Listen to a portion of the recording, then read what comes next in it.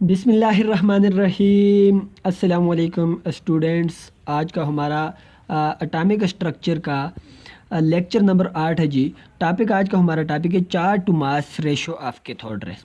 इससे पहले हमने बात की थी डिस्कवरी ऑफ इलेक्ट्रॉन पे। अब हम बात करेंगे कि इलेक्ट्रॉन का चार्ज टू मास रेशो क्या है। तो इलेक्ट्रॉन का charge to mass ratio calculate किया था जे जे थॉमसन ने जी। जे जे थॉमसन ने कैलकुलेट किया था जी 1897 के अंदर।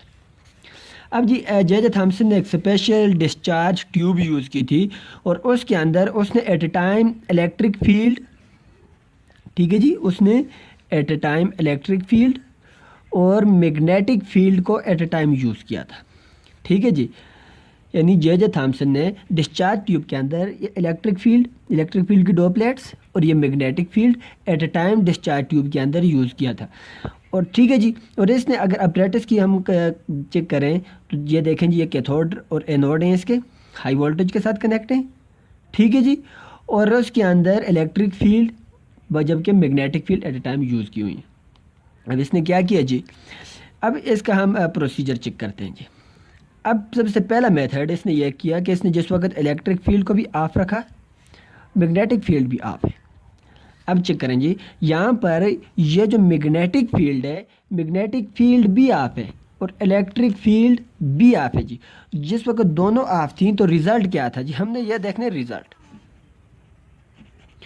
रिजल्ट उस वक्त यह था कि जो कैथोड रेज निकल रही थी कैथोड से, वो सीधे स्ट्रेट लाइन में ट्रेवल किया और स्ट्राइक किया जाके P1 पोजीशन पे। यानी जिस वक्त इलेक्ट्रिक फील्ड भी ऑफ थी, मैग्नेटिक फील्ड भी ऑफ थी, तो कैथोड रेज ट्रेवल करके straight line at position P1 पे जाके स्ट्राइक किया।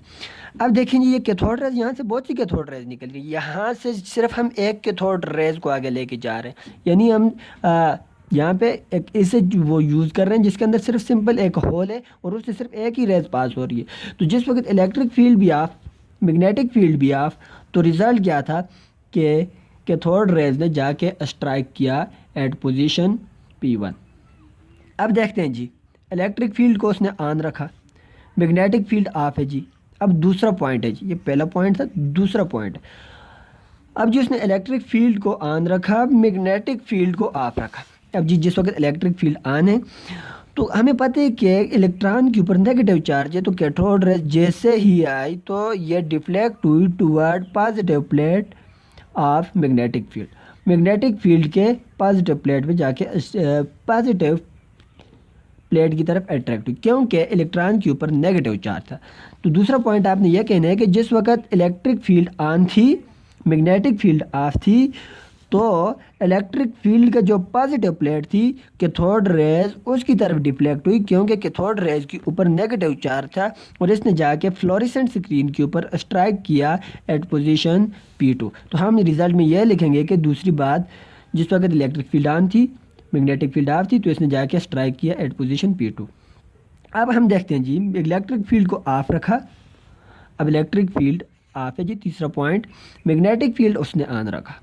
अब देखें जी, हमें पता है कि जो मैग्नेट होता है, मैग्नेट के दो पोल होते हैं, एक नॉर्थ पोल साउथ पोल, एक के ऊपर पॉजिटिव चार्ज होते हैं और एक के ऊपर नेगेटिव चार्ज होते हैं।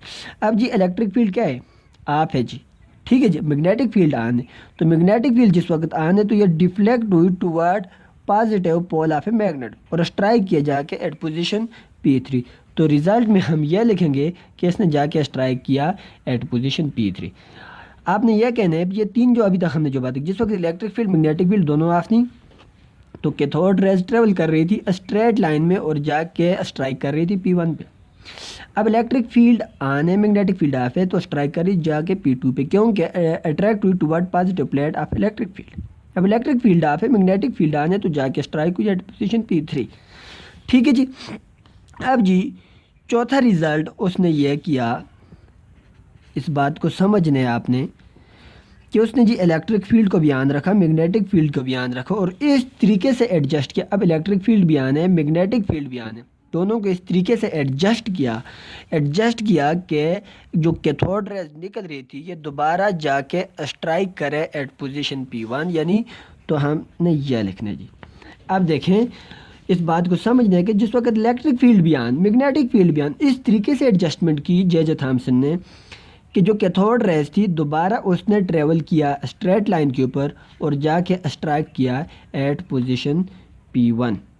तो इससे हम ये कह सकते हैं कि जो इलेक्ट्रिक फील्ड थी, जो मैग्नेटिक फील्ड थी, ये क्या हो गई थी जी, इलेक्ट्रिक फील्ड और मैग्नेटिक फील्ड दोनों आपस में बैलेंस थी। जब उसने इनको कंपेयर किया, बैलेंस किया, तो उससे इसने चार्ज टू मास रेशो निकाला जी।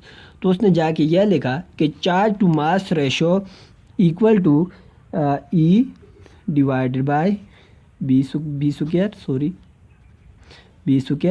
आर। अब जी E क्या है, E इसके अंदर क्या है जी, E इलेक्ट्रिक फील्ड है। E क्या है जी, इलेक्ट्रिक फील्ड है। E इलेक्ट्रिक फील्ड है। अब B क्या है जी, B इसके अंदर मैग्नेटिक फील्ड है।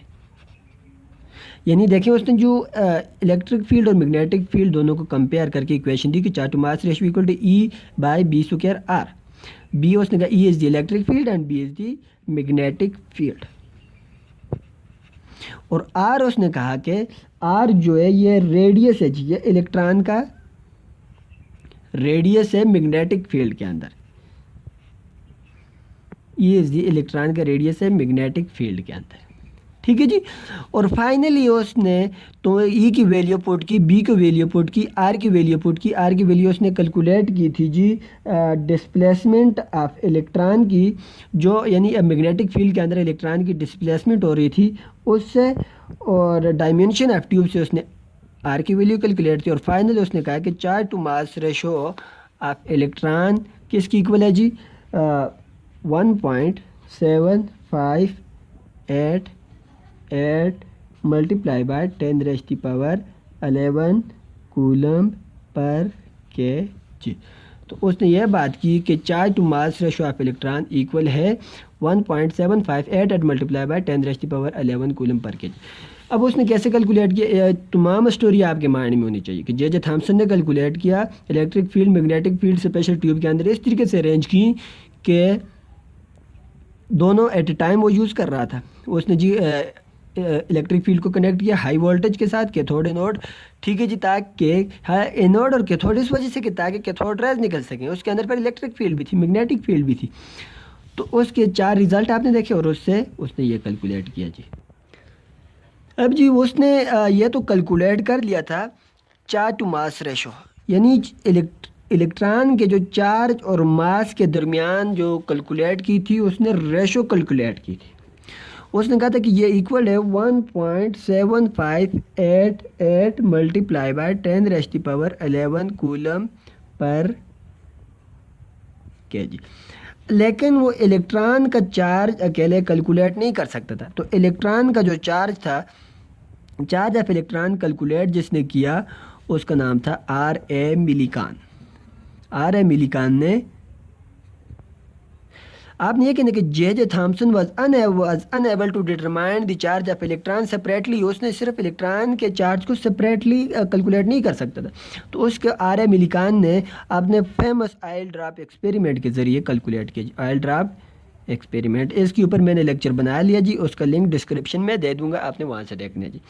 अब देखें जी, इसने इलेक्ट्रॉन का चार्ज कैलकुलेट करके इसने कहा कि इलेक्ट्रॉन का चार्ज इक्वल है 1.6022 मल्टीप्लाई बाय 10⁻⁻19 कूलम। तो इलेक्ट्रॉन का चार्ज कैलकुलेट किया किसने जी, R.A. मिलिकॉन ने। Charge to mass ratio calculate की थी जे थॉमसन ने कैलकुलेट की थी। अब बात करते हैं मास ऑफ इलेक्ट्रॉन। अब देखें जी, मास ऑफ इलेक्ट्रॉन बहुत ही सिंपल है। मास हम इलेक्ट्रॉन का मास ऐसे कैलकुलेट कर सकते हैं, मास इक्वल होता है charge of electron divided by charge to mass ratio. Electron का चार्ज क्या है, अब देखें जी इलेक्ट्रॉन का चार्ज क्या है, बोलें जी 1.6022 multiply by 10⁻⁻19 coulomb divided by charge to mass ratio क्या है जी 1.7588 मल्टीप्लाई बाय 10⁻11 कूलम पर kg। अब जी कूलम के साथ काट के जी, तो इसको हम एक दूसरे के ऊपर डिवाइड कर रहे हैं तो m इक्वल हो जाएगा, m किसकी इक्वल हो जाएगा जी, आप कैलकुलेटर में सॉल्व कर सकते हैं 0.91096 मल्टीप्लाई बाय 10⁻⁻19, ये 10⁻11 नीचे है, जिस वक्त इधर ही लिख लिया तो मैं जी 10⁻11 kg। अब देखें जी, तो इसको मैं ऐसे भी लिख सकता हूँ कि mass equal to 0.91096 multiply by 10⁻⁻19 plus 10⁻, इसके साथ प्लस का साइन ही ऊपर जाके माइनस होगा -11। तो मास इक्वल हो जाएगा -91096 मल्टीप्लाई बाय 10⁻⁻19 10⁻11, इसको अगर आप ऐड करें 10⁻30 हो जाएगा जी, 30 kg। अब देखें जी, मैं अगर इसको इस तरीके से कैलकुलेट करूं, पॉइंट को मैं इधर लेके आऊँ कि 9.1096 मल्टीप्लाई बाय, ठीक है जी, तो इसके नीचे भी डिवाइड करूंगा तो वो नीचे डिवाइड हो जाए तो होगा वो ऊपर आ जाएगा, तो हो जाएगा जी 10⁻31, यानी एक पॉइंट इधर लगाने से इधर -1 का इजाफा करेंगे, 1 kg। अब जी ये kg में, इसको हम ग्राम में भी ले सकते हैं, हमें पता है कि 1 kg किसके इक्वल होते हैं जी, 10⁻³ ग्राम के इक्वल होते हैं। तो हम लिख सकते हैं कि mass equal to 9.1096 multiply by 10⁻31 multiply by 10⁻³ gram. तो लिख सकते हैं कि mass equal to 9.1096 multiply by, अब जिसको इससे माइनस करें 10⁻⁻28 ग्राम। तो यानी इलेक्ट्रॉन का मास ये। अब देखें जी इक्वेशन नंबर 3 ये बन गई, ये इलेक्ट्रॉन का मास हमने कैलकुलेट किया। इक्वेशन नंबर 2 ये जो हमने कैलकुलेट किया था जी, चार्ज ऑफ इलेक्ट्रॉन क्या है जी, ठीक है जी। इक्वेशन 1 जो है ये charge to mass ratio of electron है, ये हमने कैलकुलेट किया था। तो बहुत ही सिंपल है कि इसको आप खूब प्रैक्टिस करें जी, और इसकी स्क्रीनशॉट आप अपने पास ले लें जी बाद में, ताकि खूब प्रैक्टिस करें। ओके, खुदा हाफिज़।